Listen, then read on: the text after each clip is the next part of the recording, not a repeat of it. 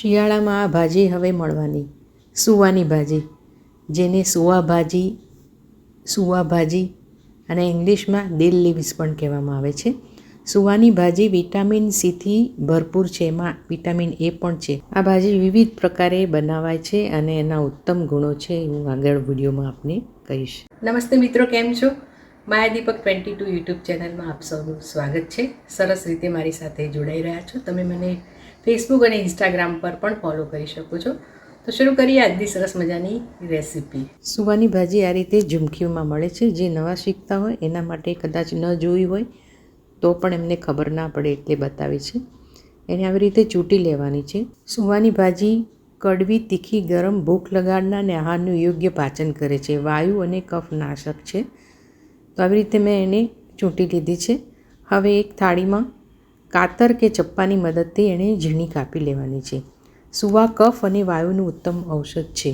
એક પ્રકારની જડીબુટ્ટી કહેવાય છે. બીજ, ભાજી, મૂળ બધું જ એનું ફાયદાકારક છે. કાપ્યા પછી એને 3-4 વાર પાણીથી ધોઈ લેવાની છે અને ધોયા પછી 5 મિનિટ માટે પાણીથી ડૂબાડૂબ રાખવાની છે, જેથી કરીને વધારાનો કંઈ કચરો હોય તો એ પણ નીકળી જાય. સુવાની ભાજીની તાસીર ગરમ હોવાથી પિત્ત થતો હોય એણે અધિક માત્રામાં સેવન ન કરવું જોઈએ.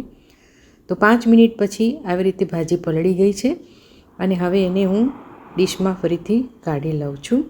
સુવામાં અધિક માત્રામાં ફાઇબર અને મેગ્નેશિયમ જેવા ખનિજ તત્વો પણ રહેલા છે.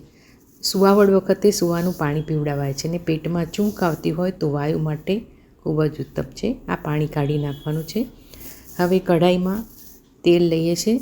તમને તેલ વધારે ભાવતું હોય તો વધારે પણ ઉમેરી શકો છો. 2 ટેબલ સ્પૂન તેલ, 1 ચમચી રાઈ, અડધી ચમચી જીરું, અડધી ચમચી અજમો અને હિંગ મિક્સ કરીને ઉમેર્યા છે મેં.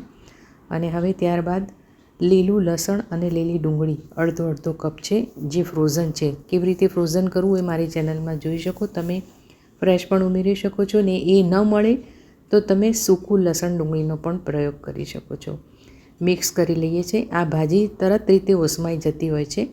2 કપ ભાજી સમાર્યા પછી મારે માપ થતું હતું. લસણ ડુંગળી ચડી જાય એટલે ભાજી ઉમેરી દઈએ છીએ. ત્યારબાદ એમાં 1 ચમચી હળદર, 1 ચમચી કાશ્મીરી મરચું, થોડું ધાણા જીરું અને આદુની પેસ્ટ ઉમેરીએ છીએ. મસાલા તમારા ટેસ્ટ મુજબ અને મીઠું પણ 1 ચમચી ઉમેરીએ છીએ. ઓસમાઈ જાય એટલે ખારી લાગતી હોય છે, એટલે ધ્યાનથી મીઠું વાપરવું. મિક્સ કરી લઈએ છીએ. સુવાની ભાજીનું લોટિયું એને મગની દાળ સાથે પણ બનાવી શકો છો અને જુદા જુદા કોમ્બિનેશનમાં સુવાની ભાજી બનાવવામાં આવે છે. જેને ભાવતી હોય એને ખૂબ જ ભાવે છે. તમે સલાડમાં પણ એનો ઉપયોગ કરી શકો છો. ગેસ ધીરો રાખી એને 3થી 4 મિનિટ સતત હલાવતા રહેવાનું છે, એટલે પાકી જશે. પાણી ઉમેરવાનું નથી. ધીરા તાપે સરસ રીતે આ ચડી ગઈ છે અને એકદમ ઓસમાઈ પણ ગઈ છે.